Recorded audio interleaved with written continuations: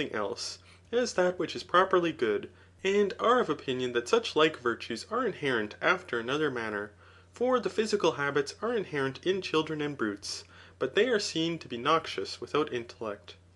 Thus much, indeed, is apparent, that as it happens that a strong body, which is moved without sight, very much errs in its motions, in consequence of being deprived of sight, this, likewise, is the case here, with respect to the physical virtues.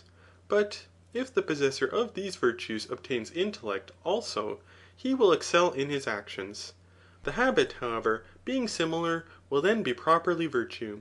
Hence, as in the doxastic part of the soul, or that part which is characterized by opinion, there are two species, skill and prudence. Thus also, in the ethical part there are two species, one of which is physical virtue, but the other is virtue properly so called. And of these, virtue properly so called is not without prudence. Hence it is said that all the virtues are prudence. And Socrates, indeed, investigated partly with rectitude and partly with error. For because he thought that all the virtues are prudences, he erred. But it is well said by him, that the virtues are not without prudence. But as an indication of this, all men now, when they define virtue, add to the definition habit, and that they energize according to right reason. And right reason is that which subsists according to prudence. All men, therefore, appear in a certain respect to prophesy, that a habit of this kind, which subsists according to prudence, is virtue. It is necessary, however, to change in a small degree the definition. For not only a habit according to right reason, but also a habit in conjunction with right reason, is virtue. But prudence is right reason energizing about things of this kind. Socrates therefore thought that the virtues indeed were reasons, because all of them are sciences. But we think that they subsist in conjunction with reason.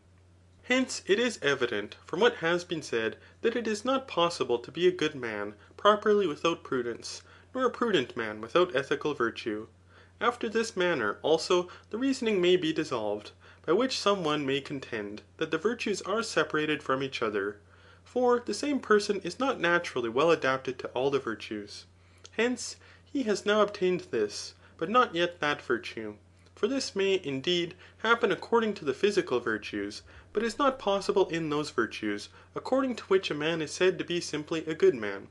For all the virtues are present at the same time that prudence, which is one virtue, is present. But it is evident that though prudence were not a practical thing, it would be necessary, because it is the virtue of a part of the soul, and because deliberate choice will not be right without prudence, nor without virtue. For one of these is the end, but the other causes us to do things which contribute to the end. Prudence, however, neither has dominion over wisdom, nor over the better part of the soul, as neither has the medical science dominion over health. For it does not use health, but considers how it may be obtained. It prescribes, therefore, for the sake of health, but has no dominion over it. Again, to say that prudence rules over wisdom, is just as if some one should say that the political science rules over the gods, because it orders every thing which is done in the city. End of Book 6.